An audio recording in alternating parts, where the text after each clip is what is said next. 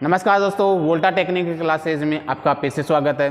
दोस्तों वोल्टा technical classes है DRDO के स्किल टेस्ट में टूल से रिलेटेड जितने भी क्वेश्चन हैं उनके बारे में अपन आज चर्चा कर रहे हैं, उनके बारे में बता रहे हैं। स्किल टेस्ट में आपको पता है कि टूल्स के बारे में बहुत सारे क्वेश्चन पूछे जाएंगे, उनका उपयोग पूछा जाएगा, किसके बने होते हैं और कौन कौन से टूल्स होते हैं, सारे टूल्स के बारे में उनके नाम, उनके कार्य और उनका उपयोग बताऊँगा मैं। तो आज मैं आपके लिए एक टूल्स लेके आया हूँ, उसका नाम है हैमर। देखिए दोस्तों, ये जो हैमर होता है, हैमर के अपन पार्ट्स की अपन बात करें, देखिए इसमें यहाँ के आगे का ये जो मुंह होता है इसको अपन बोलते हैं फेस, इसका नाम है फेस। ये जो आगे का भाग होता है ये बॉल टाइप होता है, इसका नाम है बॉल पिन हैमर। ये बॉल टाइप है तो ये बॉल ही हो गया, इस हथौड़ी का नाम ही बॉल टाइप है, बॉल पिन हैमर होता है। ये बॉल पिन हैमर होते हैं, वेट के हिसाब से, वजन के हिसाब से अलग अलग प्रकार के होते हैं। तो ये इनके भाग हो गए, बॉल हो गया, ये फेस हो गया। ये जो आगे का भाग होता है, ये समतल जो भाग होता है इसको अपन बोलते हैं चेक, ये इसका नाम है चेक। ये आगे का भाग होता है, इसमें होल होता है, इस होल का नाम है आई, ये आई है। ये हैंडल होता है, ये इसके भाग हो गए। आपको सभी जानते हो कि जो हथौड़ा होता है वो लोहे का बना हुआ होता है और इसका उपयोग क्या क्या होता है। ये इसका उपयोग होता है तो कीले ठोकने के लिए होता है, जैसे अपने को कोई भी चादर वगैरह होती है उनको सरफेस यानी समतल बनाना होता है तब किया जाता है। या कोई जैसे अपने वायरिंग करते हैं तो छीनी हथौड़े से अपन जो जिरिया खोदते हैं उन जिरियों को खोदने के लिए भी इसका उपयोग किया जाता है। इसका उपयोग बहुत सारा है, आप सभी जानते हो हथौड़े का बहुत सारे उपयोग में लेते हैं। इसके बाद में देखिए, ये जो हथौड़े हैं ये अलग अलग वेट के हिसाब से अलग अलग प्रकार के होते हैं। ये जो हथौड़ा था ये 400 ग्राम का था, इलेक्ट्रीशियन अधिकतम 400 ग्राम तक का ही हथौड़ा यूज में लिया जाता है। इसके बाद में ये है 250 ग्राम का ये हथौड़ा। ये इसका जो उपयोग होता है वही होता है, अपन इसका उपयोग है थोड़ा छोटे कार्य होते हैं, जैसे अपने क्लिप होती है, अपन जो पाइप कंडक्ट वायरिंग करते हैं तो कंडक्ट पाइप होता है, कंडक्ट पाइप पे अपन क्लिप ठोकते हैं।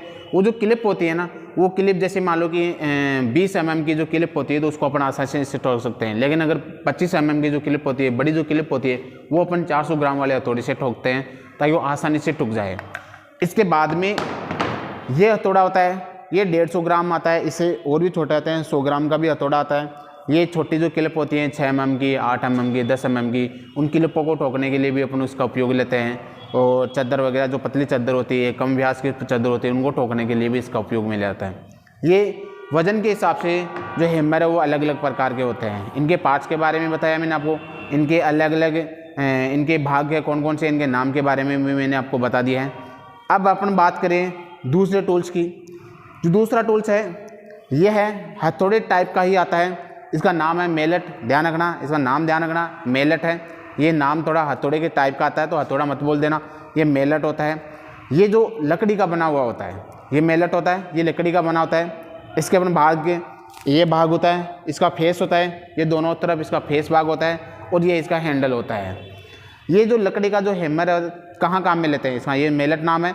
इसको अपन उपयोग में कहाँ लाते हैं, देखिए अपन जो वाइंडिंग करते हैं, मोटर की वाइंडिंग करते हैं, आर्मेचर की वाइंडिंग करते हैं, तो उसके चारों तरफ जो वायर होते हैं वो बाहर आ जाते हैं, तो उनको फेस में डालने के लिए अपन इस मेलेट का उपयोग करते हैं ताकि ये जो वायर होते हैं वो अपने मतलब फिक्स साइज में आ जाए और वो इधर उधर ना फैले।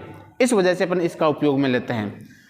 इसके बाद में दूसरी टूल्स है वो है, इसका नाम है जिमलेट। देखिए जिमलेट होता है, पहले मैं इसके भागों के बारे में बताता हूँ। ये होता है इसका हैंडल और ये जो भाग होता है इसको अपन बोलते हैं, ये जो कट लगा हुआ भाग होता है ये स्क्रू होता है, ये बिट के टाइप का होता है, ये भाग होता है स्क्रू भाग होता है। अब इसका उपयोग कहाँ करते हैं, एक तो अपनी जो चौकट होती है उस चौकट के अंदर छेद होते हैं, उनको छेदों को बनाने के लिए अपन इसका उपयोग लेते हैं। जैसे इसको छेदों को चौड़ा करना होता है, इसके लिए एक अपने जो लकड़ी होती है उस लकड़ी के अंदर कील होती है, कीले वगैरह नहीं पहुंच पाती, ठोक नहीं पाती है, तो उसके लिए अपन क्या करते हैं, इन कीलों को अपन ठोकने के लिए, या स्क्रू है स्क्रू को ठोकने के लिए अपन जिमलेट से क्या करते हैं उसके अंदर छिद्र कर देते हैं, तो वो फिर स्क्रू होता है वो आसानी से बोर्ड में है लकड़ी में वो आसानी से चला जाता है। इसके बाद में दूसरा टूल्स है, इसका नाम होता है वायर गेज। आप सभी ने देखा हुआ है वायर गेज होता है, इसके अंदर ये खांचे होते हैं, इन खांचों को अपन बोलते हैं SWG, standard wire gauge. SWG की फुल फॉर्म होती है स्टैंडर्ड वायर गेज। तो दोस्तों इसके अंदर ये जो खांचे कटे हुए होते हैं, देखिए जितना छोटा अंक होगा, यानी 1 mm का अगर वायर गेज है, 1 mm का अगर खांचा है तो उसका जो व्यास होगा वो ज़्यादा होगा।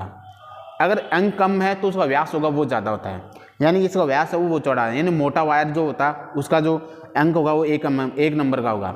जैसे इसमें नंबर लगे हुए 1 से लेके 36 तक के नंबर लगे हुए होते हैं, तो 36 नंबर का जो वायर होता है वो बिल्कुल पतला होता है। 36 है, 35 है, 34 है, ये वायर जो होते हैं अपन पंखे की वाइंडिंग में अपन उपयोग में लेते हैं। और इससे अपन क्या करते हैं, जो अपने वायर है, वायर की अपन मोटाई होती है उसको चेक करने के लिए इसका उपयोग में लेते हैं।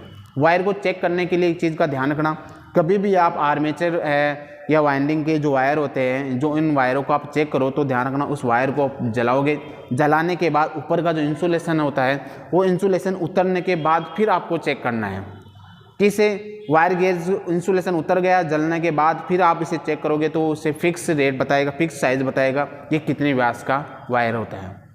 तो ये स्टील का बना हुआ होता है, वर्ताकार होता है। इसमें ये जो गेज होते हैं इनको अपन SWG गेज बोलते हैं। इनकी जो साइज़ होती है वो स्टैंडर्ड वायर गेज होता है, इनकी साइज़ स्टैंडर्ड होती है। अपन दूसरे टूल्स की बात करें, आप सभी ने जानते हो इसका नाम है टेस्टिंग लैंप। टेस्टिंग लैंप का उपयोग बहुत ज़्यादा होता है अपने वाइंडिंग मोटर होती है, मोटर की वाइंडिंग को चेक करने के लिए, मोटर ख़राब है सही है उसके लिए अपन उसका उपयोग बहुत ज़्यादा उपयोग करते हैं। टेस्टिंग लैंप बनाना बहुत आसान होता है। टेस्टिंग लैंप बनाने के लिए अपने को क्या क्या चाहिए, एक तो 60 वाट का बल्ब चाहिए, एक होल्डर चाहिए, बटन होल्डर ले सकते हो आप, बेकेलाइट होल्डर ले सकते हो, कोई सा भी होल्डर ले सकते हो। एक अपने को थोड़ा बहुत वायर चाहिए।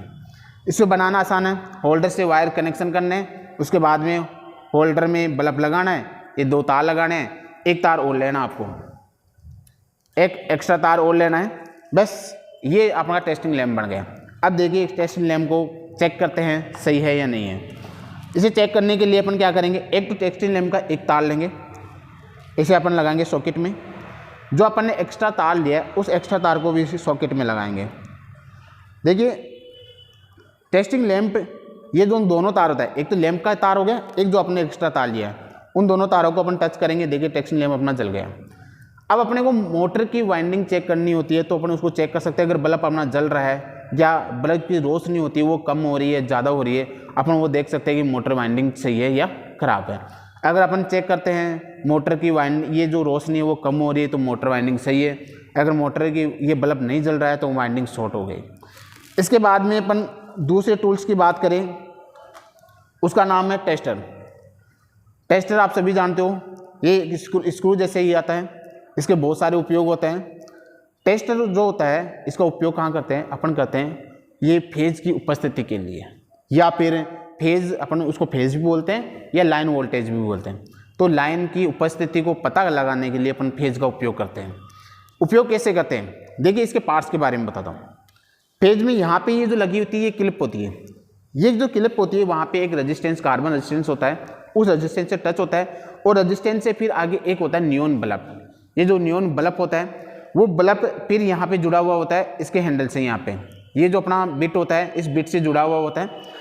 इसके बाद में अपन जैसे ही टेस्टर को अपन इस बोर्ड के अंदर चेक करते हैं एक बार, देखिए यहाँ पे ये लाइट जल रही है, यहाँ पे ये लाइट जल रही है, जैसे अपन इसको हटाएंगे तो ये लाइट बंद हो जाएगी। इसका मतलब ये हो गया कि यहाँ पे इस वाले जो सर्किट है, इस सर्किट के अंदर फेज उपस्थित है, फेज है वो उपस्थित। इस वाले सर्किट में लगाएंगे, देखिए यहाँ पे कुछ लाइट नहीं जल रही, लाइट नहीं जल रही, तो इसका मतलब ये हो गया कि यहाँ पे फेज उपस्थित नहीं है, इसके अंदर फेज उपस्थित है। तो फेज का अपन पता लगाने के लिए टेस्टर का उपयोग किया जाता है।